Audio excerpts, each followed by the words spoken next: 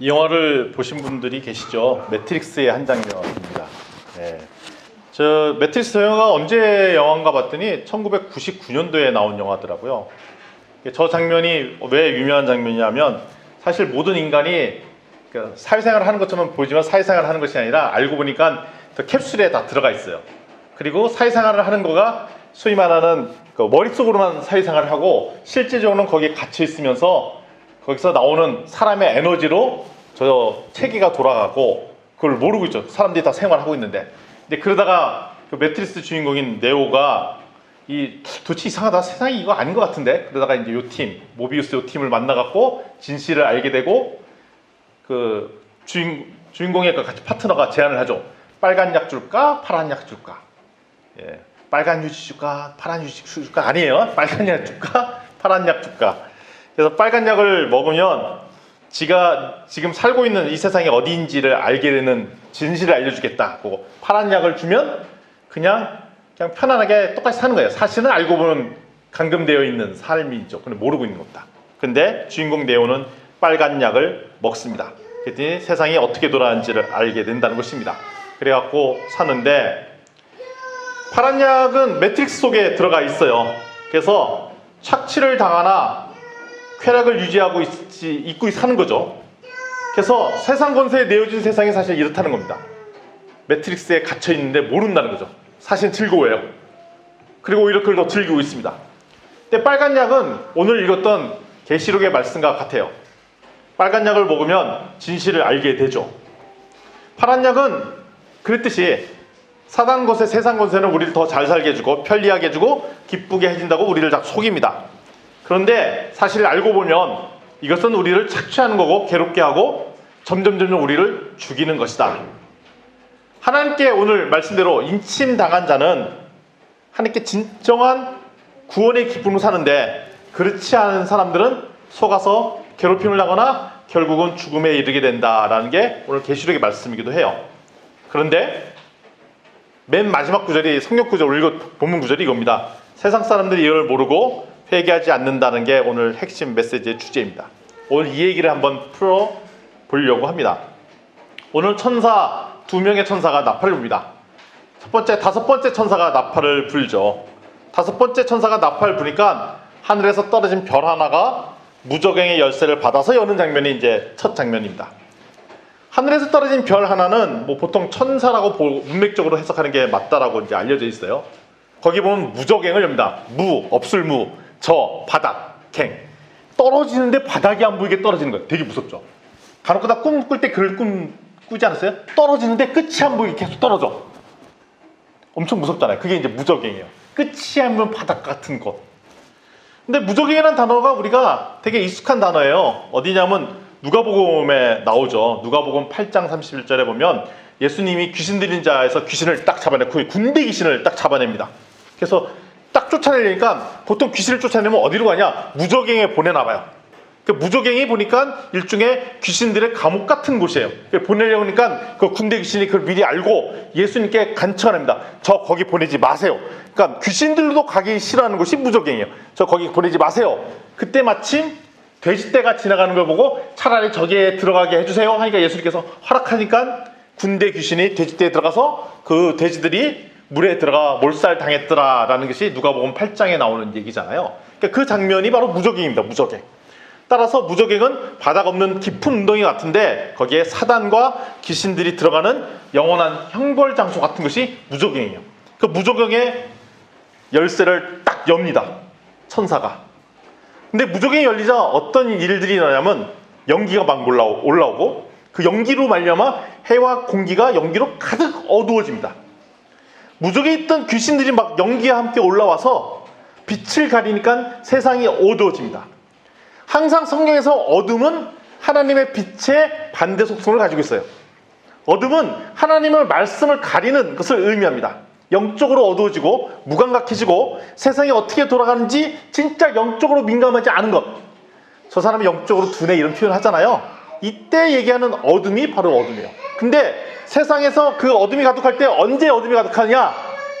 무저갱에서 뚜껑이 열리고 연기가 올라오고 그것이 빛을 가르니 어둠이 가득하다라는 말씀이 오늘의 핵심 이야기입니다. 사람들이 죄의식에 가득해서 살고 사람께서 죄라고 얘기하는 것을 의심하고 이런 현상이 나타난다는 것이죠. 빛을 가리면 그런 일이 일어납니다. 어둠 속에서 황충이 나옵니다. 메뚜기 떼가 나옵니다. 그런데 이 메뚜기 떼는 정갈 같은 권세를 받았다고 그래요. 정갈 같은 독침을 가지고 있다고 얘기합니다. 3절이죠. 근데 메뚜기 떼가 엄청나게 많은 숫자가 나옵니다. 그때 해야 하는 대상자가 누구냐면 인침받지 않은 사람만 해야 합니다. 그럼 누구를 보호하느냐? 인침받은 사람, 하나님께 인침받은 사람. 우리 14만 4천 그 인침받은 사람만 구원을 받고 그 다음에 더 나가서 땅의 풀, 수목은 그냥 두라고 얘기하십니다. 근데 이때 나오는 황충은 메뚜기라고 알려있는데 우리 흔히 아는 그 메뚜기죠. 근데 그 메뚜기랑 똑같지 않은 것을 알 수가 있어요. 전쟁 말과 같고 금 같은 관을 썼으며 얼굴이 사람 얼굴이래요. 그리고 머리털이 있어요. 여자의 머리털, 사자 이빨이 있고 철 호신경으로 가슴을 가리키고 날개 소리가 윙 하고 나오는데 그 병거떼는 뭐냐면 이제 그 말을 그 군사 장비가 이제 저기 그 타고 가는 거 있잖아요. 그 병거가 가는 소리, 그러니까 소리가 되게 기분 나쁜 소리가 나는 거죠. 그다음에 정갈같이 쏘는 살이 있고 인간을 닮았지만 엄청나게 흉악한 얼굴을 하고 있는 황충떼가 엄청나게 많이 나옵니다. 상징하는 게 있죠. 엄청난 세력이라는 것, 그리고 엄청난 파괴력을 갖고 있다는 것. 메뚜기떼가 엄청 무섭잖아요. 그리고 돌연성, 갑자기 나타나고 갑자기 사라지는 이런 특징을 갖고 있습니다. 갑자기 생겨나고 엄청난 영향을 주며 그걸 파괴라도 심각한 그 황충떼가 이 세상에 나옵니다. 꼭 코로나 바이러스가 갑자기 생긴 것과 같이 한 6개월 전만 해도 예상치 못했던 일들이 있죠. 6개월 전만 해도 이 세상이 락다운이 걸릴 거라고 예상치 못했던 일들이 지금 벌어지고 있죠. 갑자기 나타나서 갑자기 전 세계 파괴력이 있게 하면서 갑자기 또 사라지고 이럴 가능성이 있는 황충떼, 마치 코로나 바이러스가 퍼진 것과 유사합니다. 근데 이걸 얼마 동안 괴롭힐 거냐? 딱 5달 괴롭힌대요.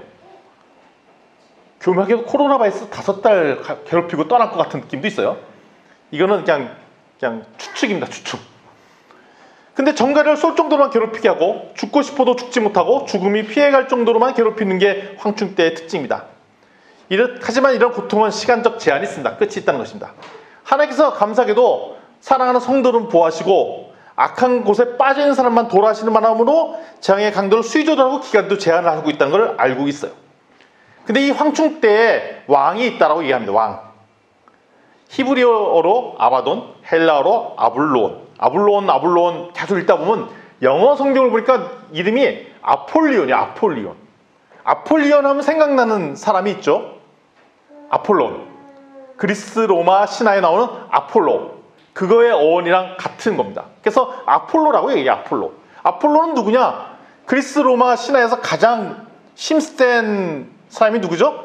신이 누구죠? 제우스입니다. 제우스는 이 천지를 창조했다고 알려진 신이 그리스 로마 신화의 제우스예요. 그 제우스의 아들 태양신, 그게 아폴로입니다. 실질적으로 이 세상을 그러니까 창조는 제우스가 있지만 이 세상을 다스리는 왕은 누구냐? 아폴로가 그리스 로마 신화에 다스려요. 그러니까 세상을 다스리는 왕이에요. 세상을 다스리는 왕이기 때문에 결국 누구를 가리키느냐? 로마 황제를 가리킵니다. 여기서는 당시 로마 황제에게 붙여진 별명이 바로 아폴로예요. 아폴로. 부족의 왕은 세상 권력의 최고 권력 잡은 세력이 왕 노릇합니다. 세상에 있는 자, 어둠의 권세 잡은 자의 왕 노릇하고 있습니다. 이때 핵심 질문이 있죠. 무슨 질문이냐? 이 악한 세력이 있잖아요. 악한 세력이 있는데 이 악한 세력이 과연 귀신이 있는가? 악한 영적 세력은 있는가? 이런 질문을 해볼 필요가 있는 거예요. 핵심 질문이 그거예요. 귀신이 있는가? 악한 영적 세력은 있는가라는 게 핵심 질문이에요. 그러니까 오늘 해당 답은 뭐냐면 이런 게 귀신이 어딨어? 뭐 이런 얘기 합니다. 영적 세력은 분명히 있다는 게 오늘 말씀이에요. 선한 영도 있고 악한 영 다 있다는 것입니다. 근데 이거를 과다하게 모든 것을 귀신으로 풀면 우리 김기동 귀신처럼 감기도 귀신이요, 모두 다 귀신이요, 모두 아픈 너 귀신 걸려서 그래, 뭐 다 이렇게 풀기도 하겠죠. 그렇지만 그 반대로 지금 과학 문명 시대에 귀신이 어딨어? 이것도 잘못된 해석이라는 겁니다. 영적 세력에 대한 이해도가 너무너무 부족한 거예요. 그래서 우리나라처럼 과학 문명이 발달된 데는 귀신이 없는 것처럼 살 경우들이 있어요. 제가 이제 예전에 인도의 단기팀을 섬긴 적이 있었습니다. 인도에 단기팀이 왔는데 그 한 형제가 귀신 들린 형제가 왔어요. 그러니까 몰랐어요. 그냥 좀 약간 좀 독특하다라고 한 친구가 있었는데, 갑자기 인도는 이제 잡신들이 많다라고 알려져 있잖아요. 3억 3천만 개의 잡신들이 있다라고 알려져 있잖아요. 그때 갑자기 이 사람이 귀신이 들렸는지 막 환상을 보고 막 이상한 소리를 듣고, 그러더니 막 제가 호텔에 보고 오는데 누가 자꾸 부른다는 거예요. 호텔 옥상에서 뛰어내리라고 자꾸. 그럼 어떻게 우리가 막아야죠. 붙잡고. 그래서 다른 선교사님과 그 감금하는데, 갑자기 그때 빈틈새에 이 친구가 호텔문을 뛰쳐나가서 도망갔어요. 오토리क्षा 타고. 오토리ક્ષा는 내가 타고 쫓아간 거지. 그래서 제가 오토리क्षा 타고 쫓아가서 그 형제를 잡는데, 그 인도 사람들이 다 알려줘요. 이상한 사람 못 봤다가 다 저기 갔다고 다 소리 지르고 막 귀신 들린 사람처럼 뛰쳐나간 거예요. 막 한참 못 쫓아가겠어. 그래서 오토릭사 타고 가서 결국 그 청년을 잡아왔어요. 그래서 감금해서 저희가 또 기도하고 하는데, 계속 그 사람이 귀신을 보고 환상을 보고 막 그런 거예요. 그러면서 너 죽어라 뭐 이렇게 얘기도 하고 막 그런 얘기를 하는 거죠. 아, 그렇구나. 한국에서 영적인 상황이 민감치 않을 때는 그것이 드러나 있지 않더라. 그 인도와 같이 그 귀신, 잡신 이런 것들이 가득한 곳에 있으니까 그 속에 같이 부하 내동해갖고 확 발현되는 거죠. 그래서 제가 보고 그걸 보고 깜짝 놀랐어요. 아, 진짜 영적 세력이 이렇게 있구나. 다만 내가 한국에 있고 그렇기 때문에 잘 깨닫지 못했구나라는 것을 알았어요. 그리고 또 인도라는 땅에 가보면, 바라나시에 보면 거기에 겐지스 강이 막 흐르고 있죠. 거기 보면 거기 소위 말하는 그 힌두교 사제들이 매일 그래서 예배를 드려요. 근데 예배 드리는 장면이 뭐 똑같으냐면 그 무당이 구탄 장면과 비슷해요. 그래서 뭐 다들 이렇게 남자분들이 잘생기셨어요. 선남, 몸도 참 좋고 잘생기고, 그러면서 막 불을 피우고 종을 치고 땡땡 뭐 거의 춤추듯이 막 일렬로 서갖고 하는데, 거기에 수많은 관객들이 막 서서 구경하고 사진 찍고 그럽니다. 저는 영적으로 예민하지 않기 때문에 그냥 아우 재밌나 보다 이렇게 보고 있는데, 같이 갔던 우리 기도하는 여성 팀들은 막 구토를 하시려는 분들이 계세요. 왜 그러시냐고 그랬더니 영적으로 되게 혼탁함이 막 느껴와서 속에서 구역질이 막 올라온다는 거예요. 영적으로. 그 장면을 딱 피하면 또 괜찮아지시고, 그러면서 그분의 해석들이 뭐냐면 여기에 혼미한 잡신들이 우리 영적으로 혼탁해 한다라는 그 기운을 얘기하시더라고요. 아, 그렇구나. 영적으로 예민한 분들은 그 영적인 기운들을 느끼는구나 라는 것을 제가 뼈저리게 느끼게 됐었어요. 귀신은 있습니다. 선한 영도 있고 악한 영도 있습니다. 다만 우리가 영적으로 둔감해지면 이것을 못 알아볼 뿐이에요. 우리가 분명히 영적인 존재가 있다는 것을 믿음으로 취하고, 그 다음에 여기에 영적인 대결 구조가 있다는 것. 근데 마지막 때에 하나님께서 천사를 이용해 무적행의 뚜껑을 열니까 그 귀신들이 다 올라오는 장면들이 첫 번째 장면입니다. 두 번째, 여섯째 천사가 나팔을 붑니다. 여섯째 천사가 나팔을 불자 큰 강 유브라데의 강에 결박한 네 천사를 풀어줍니다. 근데 무서운 장면들이 나오죠. 이 네 천사를 풀어주자 사람 3분의 1을 죽이기로 준비된 자라고 14절 15절에 기록이 돼 있어요. 큰 강 유브라데 강은 이스라엘 동쪽에 있죠. 근데 그 동쪽에 또 동쪽은 어떤 군대들이 일어났냐면 아시리아 군대, 바벨론, 페르시아 이런 데가 발흥한 지역의 경계선입니다. 시시때때로 이스라엘을 괴롭혔던 그 이방 민족이 아시리아, 바벨론, 페르시아인데, 이들이 계속 일어나서 넘어와서 군대를 일으켜서 사람들 죽이고 그랬거든요. 이스라엘 민족을 괴롭혔거든요. 그런데 천사가 보호하사 그런 민족들이 일어나지 않도록 보호하고 있는데, 이 보호망을 해제하겠다는 얘기입니다. 내 천사가 앞서서는 내 귀퉁이를 보호해서 이 전 세계가 흔들리지 않도록, 왜냐하면 더 많은 사람이 하나님의 인침을 받도록 기다리기 위해서 보호하시는데, 이제는 앞서 나왔던 대천사가 보호했던 것과 다르게 군대가 일어나서 이 세상을 파괴하고 사람을 죽이는 것을 허용하시겠다는 것입니다. 되게 무서운 말씀이죠. 아니나 다를까 내 천사가 노임을 당하자 어떤 일이 생기냐? 2만은 2만 곱하기 만 하면은 2억 명입니다. 2억 명의 군대가 일어나서 인구의 3분의 1을 죽이는 장면이, 죽일 거다라는 장면이 이제 15절, 16절에 나옵니다. 이 구절 보면 엄청나게 무섭죠. 그래서 요한계시록의 공포감에 휩싸이는 장면이 바로 군대가 일어나서 2억 명의 군대가 일어나서 3분의 1의 사람들을 죽인대, 뭐 이런 얘기입니다. 그래서 어떤 뭐 해석을 보면 이 군대가 누굴까? 중국 군대가 2억 명이래, 뭐 이런 얘기를 하는 사람들도 있고 별별 해석이 있지만 다 해석이 제각각입니다. 2만만이란 결국은 2억 명 정도는 숫자를 얘기하는데 당시 이 성경에 쓰여졌던 숫자 다 합쳐봐야 2억 명이 안 됩니다. 그러니까 당시 숫자로 볼 때는 엄청나게 많은 숫자를 얘기하는 것이죠. 결국 엄청난 군대가 일어나서 우리들을 죽인다는 것입니다. 앞서 귀신이 주도하는 이 세상, 결국 이 세상 권력이 지향한 이 세상은 결국 서로를 죽이는 세상이 되어버린다는 얘기합니다. 5번째 천사의 나팔 재앙과는 다르게 이번에는 엄청나게 미치는 파괴력이 대단합니다. 여기서 주시는 하나님의 경고는 단순하죠. 간단합니다. 세상 권력은 결국 우리를 서로 죽이는 데까지 간다는 것입니다. 그나마 4명의 천사가 막고 있으니 전쟁을 유지하고 안 놔도 막고 있었고, 이 천사를 놓아버리니 엄청난 전쟁으로 수많은 사람들이 죽어버린다는 것입니다. 이때 우리에게 두 번째 질문이 들어갑니다. 왜 하나님께서 이런 일을 허용하실까? 아니, 사랑의 하나님이고 긍휼의 하나님이고 우리를 참 위로하시는 하나님이 왜 세상 사람들이 죽도록 이렇게 허용하시는 이유가 뭘까? 이거 너무하신 거 아닌가? 라고 생각할 수가 있습니다. 근데 그 이유는 간단하죠. 오늘 지옥의 뚜껑문을 열고 무적의 뚜껑문을 열어서 이 일을 허용하신 것은 어떤 것이냐?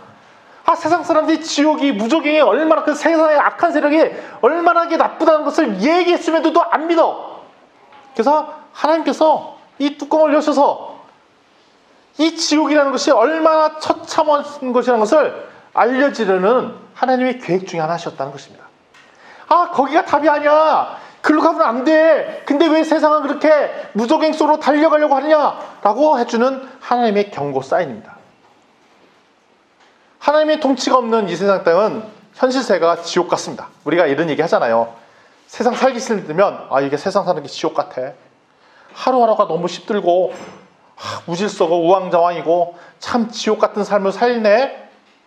하나님의 통치하심이 없는 곳이 지옥 같다는 것입니다. 근데 요즘 전 세계 코로나 바이러스로 인해서 세상이 지옥 같은 곳을 살고 있는 데가 있죠. 지금 뭐 미국에서 올려오는 여러 가지 정보를 보면은 뭐 예를 들면 환자에 대한 처리가 제대로 안 돼서, 또 일본에도 마찬가지로 해서 우왕좌왕에 심지어는 그냥 방치가 되기도 하고 뭐 사재기가 일어나고 수많은 여러 가지 것들을 보면은 여기에 진짜 세상 질서가 있는가? 라고 생각이 듭니다. 하나님께서 통치가 없는 땅이 얼마나 우왕좌왕인 것을 잘 보여주는 상황입니다. 근데 하나님께서 이런 것을 허용해서 보여주는 것은 뭐냐면 니네가 세상을 잘 경영한다고 봤지? 그러나 거기 한계 있어. 네가 잘 컨트롤해서 이 세상 잘 돌아가는 것처럼 보이지? 그치만 내가 구워 살피심이 힘이 없으면 당장 무질서와 혼란으로 빠지는 게 이 세상이야. 빨리 여기서 탈출해야 돼 라고 얘기하신 거죠.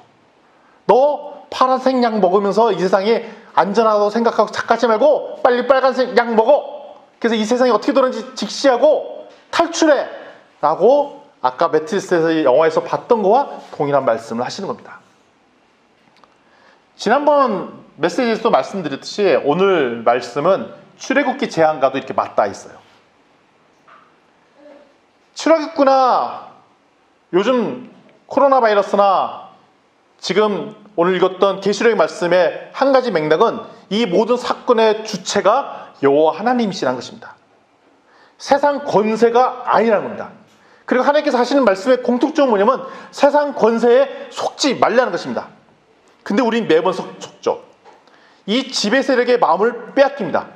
애굽 당시에서는 우리 모세가 있었던 애굽 당시에서는 이 세상에 다스리는 왕이 바로 왕이고 태양신이 전 세계를 다스린다고 생각하는데 그 착각이라고 얘기하는 거고, 예수님이 오셨던 이스라엘 요 당시, 요한계시록 요 당시에서는 이 세상을 다스리는 왕은 로마고 로마한테 충성을 해야 먹고 살 수 있다라고 속이는데 그게 거짓이라고 얘기하시는 거고, 지금 마찬가지로 2020년도 지금 이 세상 살려면 돈이 많아야 살고 공부를 잘해야 되고 권력을 갖춰야 되고 이왕 살려면 미국 시민이 돼야 되고 아니면 일본 시민이 돼야 되고, 그런 수많은 사람들의 착각을 깨부시는 것이 하나님의 의도입니다. 하나님 위에 세워진 모든 권력과 권세는 아무 의미가 없다라는 것이 오늘의 메시지입니다. 미국이 구원이 아닙니다. 중국도 구원이 아닙니다. 돈도 구원이 아닙니다. 세상의 권력 잡은 모든 것들이 대안이 아니라는 것입니다.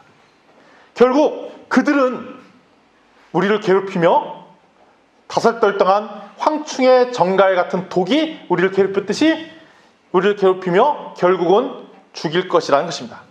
그런데 우리는 눈이 가리워서, 아까 있잖아요, 그 연기가 가득하면 어둠이 가득해서 빛을 못 본다고. 그럼 눈이 가려집니다. 눈이 가리워서 못 알아본다는 것입니다. 그래서 하나님께서 안타까운 거예요. 안타까운데도 불구하고 세상은 회개하지 않는다는 거죠. 그래서 각종 우상을 섬긴다는 것입니다. 그래서 하나님께서 오늘 같은 구장의 일들을 허용하는 것은 뭐냐면, 차봐라, 니네가 주장하고 있는 삶, 편할 것 같고 안락한 이 세상이 결국은 사실은 추악하고 무조갱 같은 황충과 같은 거고, 군대가 일어나서 세상을 죽이는 이 악한 세력이니 봐라. 이걸 보고 깨달아서 이게 답인지 아닌지 알고 돌아오라는 게 오늘 하신 말씀이라는 겁니다. 그런 측면에서 최근에 코로나 바이러스가 팽창했잖아요. 우리 믿는 자한테는 이거는 구원의 신호 사인이에요. 기쁨의 신호 사인이에요. 오히려 반대로. 야고보서 4장 13절 15절 우리 좀 봤으면 좋겠는데 혹시 보여줄 수 있을까요? 야고보서 4장 13절에서 15절 말씀입니다. 예, 우리 한 목소리로 한번 읽어보겠습니다. 들으라, 너희 중에 말하기를 오늘이나 내일이나 우리가 어떤 도시에 가서 거기서 1년을 머물며 장사하며 이익을 보리라 하는 자들아, 내일 일을 너희가 알지 못하는도다. 너희 생명이 무엇이나 너희는 잠깐 보이다가 없어지는 안개니라. 너희가 도리어 말하기를 주의 뜻이면 우리가 살기도 하고 이것이나 저것을 하리라 할 것이거늘. 아멘. 최근에 우리 수요 비전 모임 때 읽었던 말씀인데, 그때 하나님께서도 통찰력을 많이 주셨어요. 그때 보통 야고보서 본문 말씀입니다. 이게 뭐냐면, 우리는 인생의 플랜을 세우죠. 1년 뒤에 뭐하고, 1년 뒤에 뭐하고, 앞으로 10년 뒤에 뭐하고, 20년 뒤에 뭐하고, 30년 뒤에 인생의 플랜이 있습니다. 그래서 영화 기생충의 핵심 키워드 단어가 이거잖아요. 너는 계획이 있구나, 그거잖아요. 계획이 있는 사람과 계획이 없는 사람. 예. 그게 이제 기생충 영화의 핵심 단어였는데, 계획이 있구나라는 거예요. 사람들은 계획을 세웁니다. 그렇지만 그 계획을 세우는 것이 결국 별 소용이 없는 이야기다. 결국 나의 반석이신 분은 내가 계획을 세워서 세웠던 수많은 플랜을 위해 반석이 되는 것이 아니라 여호와 하나님이시라는 겁니다. 주의 뜻이면 살기도 하고 한다는 말씀이에요. 주의 뜻이면 살기도 한다라는 것은 뭐냐면, 우리의 삶 속에서 우리의 삶과 죽음을 결정하신 분은 여호와 하나님이시라는 말씀인 거예요. 우리의 인생을 결정하시는 것, 살기도 하고 죽기도 하고 이런 결정하신 분은 누구라고요? 여호와 하나님이시라는 겁니다. 따라서 세상에 전쟁이 나기도 하고 코로나 바이러스가 확산되면 당연히 우리는 걱정이 되죠. 근심이 되죠. 특히 요즘 코로나 바이러스는 연세가 있으신 분들이, 기저 증상이 있으신 분들이 쉽게 걸리기도 하고, 그다음에 사망이 이른다고 하죠. 그래서 연세 있으신 분들이 되게 조심을 하십니다. 사실 걱정도 되죠. 그건 당연합니다. 하지만 하나님께서 우리 영혼을 지탱해 주시고 계시기 때문에 근심은 될지 모르겠지만 근본의 소망과 기쁨은, 삶은 계속 될 것이라는 겁니다. 코로나 바이러스가 막 확산이 돼도 하나님께 주시는 우리의 기쁨과 소망은 멈출 수 없다는 것입니다. 그게 날마다 우리의 삶이 어떻게 되냐? 기쁨과 소망으로, 감사로 넘치는 삶이 된다는 거죠. 염려는 돼요, 물론. 그렇지만 그 염려가 하나님께 주신 기쁨과 소망을 덮을 수 없다는 얘기입니다. 근데 사단은 우리를 헷갈리게 해요. 자꾸 믿지 않는 사람들의 마음을 혼미하게 만듭니다. 아까 봤던 다섯자 선사가 나팔부로 연기 때문에 빛을 가서 어둡게 된 것처럼 그리스도의 복음을 바라보지 못하게 돼요. 세상 사람들은 이때 희망이 있다는 걸 바라보지 못하게 만들어요. 왜냐하면 우리의 믿음을 가져가 버려요. 성경 한 구절만 더 읽어보도록 하겠습니다. 에레미야 애가 3장 32절 33절 말씀입니다. 화면에 나오면 그거를 같이 읽어보도록 하겠습니다. 에레미야 애가 3장 32절 33절 말씀 우리 함께 읽어보도록 하겠습니다. 시작. 그가 비록 근심하게 하시나 그의 풍부함에 따라 긍휼히 여길 것임이라. 주께서 인생으로 고생하게 하시며 근심하게 하심은 본심이 아니시로다. 아멘. 세상 살면서 여러 가지 코로나 바이러스 생기고 전쟁과 기근이 있으면 걱정이 되죠. 당연히 근심이 됩니다. 아무리 신앙 좋은 사람도 힘들죠. 옆에 있는 사람이 다치거나 아프거나 고통당하면 힘들죠. 또 최근에 보면 열방에 계신 선교사님들한테 뭐 병에 걸리셨다 이런 소식들이 막 들려와요. 그러면 가슴도 아프고 걱정도 되고 염려도 되고, 아니 뭐 하나님께서 이루셔도 되는 거야? 막 그렇게 좀 불평불만도 나오죠. 오늘 에레미야가 바로 그게 나오잖아요. 근심하게 하시나 근데 풍부한 인자하심으로 따라 하나님께서 긍휼히 여기실 것이다. 하나님께서 우리 인생을 고생하게 하긴 하시지만, 근심하게도 하긴 하지만 그게 하나님의 본심이 아니라는 거예요. 그 일부러 그런 일을 겪게 함으로 더 은혜이신, 더 하나님의 선미이신 하나님을 만나게 하려고 이런 근심 걱정을 주신다는 겁니다. 따라서 우리한테 여러 가지 안 좋은 일들이 있죠. 왜 세상이 이렇게 돌아가나 걱정도 되죠. 그럴수록 우리한테 주는 미션은 뭐냐면 하나님의 섭리를, 하나님의 은혜로 더 돌아가라는 말씀이라는 겁니다. 왜 이러냐면 그게 하나님의 본심이 아니라는 거예요. 이런 일을 통해서 네가 하나님께 돌아오게 하려고. 있잖아요. 우리 애들 키우다 보면 불 같은 거 만지게 하면 안 되려 손 다치니까, 너 이 불 만지면 큰일 나니까 얼마나 뜨거운 거 보자 라고, 그 불 아닌데 손 내봐. 뜨거지? 무섭지? 막 이러죠. 그건 뭐냐면 진짜 엄마가 애 손에 넣어갖고 화상 입히려고 그런 게 아니라 거기 근처 가까이 가면 뜨겁다는 걸 인지해서 큰 사고를 방지하려고 그런 일을 하잖아요. 너는 말을 안 들으니까 손이 뒤어도 싹 뭐 이런 마음이 아니신 거죠? 예, 아니죠. 예, 혹시 그렇다고 할까봐 깜짝 놀래가지고 그런 거라는 거예요. 그런 거예요. 하나님 마음이 그렇다는 거예요. 하나님께서 이런 근심 걱정거리를 주신 이유가 뭐냐면, 네가 그걸로 인해서 네가 결국은 사망의 권세에 눌릴 수도 있으니 그거를 두려움을 갖고 거기를 타협해서 구원의 길로 돌아오고 믿음으로 돌아오라는 하나님의 신호 사인하는 겁니다. 아멘입니다. 아멘.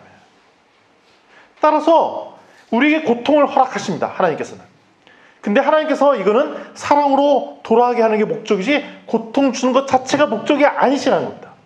근데 사탄은 계속 악한 의도로 우리를 괴롭혀요. 근데 하나님께서는 신비롭게도 선한 의도로 사탄의 계획을 바꾸어 나가시는 분이십니다. 사탄은 계속 우리에게 질병, 전쟁 이런 것들을 막 주어요. 그렇지만 그 사건의 주관자는 아니라는 겁니다. 오직 주권자이신 여호와 하나님만이 그를 주관하십니다. 따라서 악한 의도로 시작된 여러 가지 사건도 선하신 하나님의 계획으로 선하게 바꾸어 보신 분이 우리 여호와 하나님이신 거예요. 이때일수록 더 여호와 하나님을 우리가 신뢰하는 거죠. 요셉의 형제들은 악한 의도로 동생 요셉을 이스라엘 상인에게 팔아먹었잖아요. 보디발의 아내는 악한 의도로 요셉을 유혹했어요. 그런데 하나님의 선한 계획으로 결국 요셉을 애굽 땅에 가게 하고 종살이에 하고 감옥 생활도 하겠지만 결국 애굽의 총리까지 되게 하셔서 그 땅의 이스라엘 민족의 기근을 하며 죽음에 이를 수밖에 없었던 상황들을 역전시키시고 애굽 백성들이 기근으로 죽을 뻔한 상황들을 일으키시는 도구로 요셉을 썼죠. 악한 의도로 요셉의 형제들은 팔아먹고 악한 의도로 보디발의 아내는 유혹을 했지만 하나님께서는 선한 의지를 가지고 선한 계획으로 그 상황을 180도로 바꿔버리신 분이 우리 여호와 하나님이시라는 겁니다. 그래서 우리 여호와 하나님을 신뢰해야 돼요. 이 세상이 너무 어지럽고 힘들고 고통스럽다 하지만 그거 아세요. 그렇지만 하나님께 선한 의도로 그 상황을 180도 역전시키실 거라는 그 믿음이 우리에게 있어야 된다는 것입니다. 코로나 바이러스가 주는 교훈이 우리한테 많이 있습니다. 코로나 바이러스는 우리에게 이 죄가 얼마나 심각한지, 사탄의 꿈꾸는 세력이 얼마나 위험한지 철저히 우리에게 보여줍니다. 좀 조심스러운 얘기지만 코로나 바이러스를 통해 심판을 받아 고통을 받는 성도도 있을 수 있습니다. 그렇지만 100% 코로나 바이러스 걸리면 하나님 심판을 받은 거야 이렇게 해석하면 큰일 나는 거죠. 그렇지만 심판받는 경우도 있습니다. 근데 그거는 우리가 판단할 것이 아니에요. 하나님께서 심판의 결과로 그런 일이 된 거야 아니냐고 말할 수 없습니다. 왜냐하면 하나님의 섭리로 봐야 된다는 거죠. 하나님의 영역이에요. 그거는 우리가 판단할 게 아니에요. 어찌됐든 요번 일로 말미암아 우리 감사할 거는 뭐냐면, 어찌됐든지 코로나 바이러스 덕분에 우리 대한민국을 잡고 있었던 신천지의 정체를 100% 드러나게 했잖아요. 엄청나죠? 엄청나게 세요. 심지어는 좌표까지 찍어내면서 위치까지 다 알려줬잖아요. 신천지 이렇게 드러날 거라는 꿈에도 생각 못했는데, 의도는 악했지만 선한 의도로 바꾸신 분이 여호와 하나님이시라는 겁니다. 그리고 우리 믿는 자에게 이 오프라인으로 만나서 예배드리는 것이 얼마나 귀하다는 그런 믿음을 다시 한번 불키워 일으켜줬잖아요. 얼마나 예배드리는 게 소중한 거나 다시 한번 깨닫게 해주는 계기가 됐어요. 결국 이런 코로나 바이러스는 우리한테 주는 메시지가 예수 그리스도의 재림이 있으니 대비하라는 하나님의 신호입니다. 예수님께서 초림하신 지 한 2000년 되다 보니까 사람들이 마음이 흐트러졌어요. 오신다더니 아직 먼 것 같아. 지금 모르고 뭐 이런 얘기를 하죠. 아니에요. 언제 올지 모르니 준비하라. 재림 언제 있을지 모르니 준비하라는 하나님의 사인이에요. 사인 계속. 언제일지 모르지만. 따라서 코로나 바이러스는 하나님께서 우리에게 계속 회개케 하시고, 그다음에 우리의 새마을 자체를 재정비하는 거. 삶 자체에 느슨하지 않아서 덕분에 삶이 엄청나게 단순해졌잖아요. 놀러 못 가. 누구 만나지도 못해. 엄청 단순해졌어요. 집에 앉았다가 교회 가고 예배드리고 단순해졌죠? 물론 부작용이 있습니다. 갑자기 확진자가 돼요. 살이 둥둥둥 막 찌기도 해요. 그런 부작용이 있어요. 먹는 것도 되게 단순해져야 돼요. 그리고 뭐 사람도 안 만나. 친구도 정리가 돼. 그 불상사가 있긴 하죠. 가족들이 맨날 보니까 싸워. 뭐 이런 건 있긴 하지만, 우리가 누굴 만날지, 어디로 갈지, 뭐 해 먹고 살지에 대한 것을 교통정리를 싹 시켜주십니다. 이번 계기로 말미암아. 그래서 이번 계기로 말미암아 우리 삶을 좀 다 재정비했으면 좋겠어요. 도대체 먹는다는 게 뭔가? 뭘 즐긴다는 건가? 생활한다는 게 뭔가? 우리 가족들이 너무 오랫동안 안 만나서 너무 자주 보잖아요. 좀 힘들잖아요. 그럼 가족들이 만나서 교제한다는 게 뭔가? 이런 것들을 다시 재정비하는 시간이 되었으면 좋겠습니다.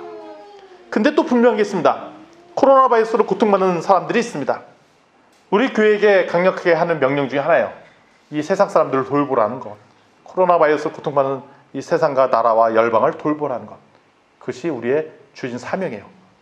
이럴수록 세상이 약해질 때 이 교회의 선한 소금 같은 역할들이 세상을 정화시키고 세상의 구원성 같은 역할을 우리 교회가 하기 때문에 그렇습니다. 코로나 바이러스 덕분에 분명한 건 우리 교회가 부흥을 했어요. 그렇죠? 우리 근거지 없이 떠돌아다니던 교회가 교회 이름도 바꾸고 비전을 품고 나가는 교회로 바뀌어버리게 됐죠. 그래서 보다 더 혁신적인 방법으로 복음을 증거하고 선교할 때, 이 교회를 다시 한번 일으킬 때 주께서 쓰신다는 것입니다. 9장 말씀을 저희가 전반적으로 보면 그 말씀을 읽으면 우리를 위축시키죠. 주눅이 들죠. 바이러스 막 유행하면 어딜 돌아다니냐, 집에 있지. 그다음에 위축 들고 주눅이 듭니다. 근데 이거는 두려워할 것이 아닙니다. 오직 하나님, 여호와께 대한 믿음을 드리면, 비전을 하나님께만 드리면 하나님께서 우리를 사용하시고, 오직 구원이 코로나 바이러스의 치료제도 아니고 긴급 구조 자금에 우리 이번 달에 나오나요? 얼마죠? 4인 가족 100만 원. 예. 5인 가족, 4인 가족이랑 5인 가족 똑같습니다. 거기에 있는 것이 아니고 오직 구원이 보좌에 앉으신 여호와 하나님께 있도다. 어린 양이 있도다. 구원하심이 오직 보좌에 앉으신 우리 하나님과 어린 양께 있도다 라는 고백이 우리 교회 성도들과 우리 열방에 있는 모든 주님의 사모하는 이 백성들에 있길 주님으로 축원합니다. 우리 좌우지태에게 권면하겠습니다. 구원은 여호와께 있습니다. 세상 흔들릴 때 흔들리지 맙시다.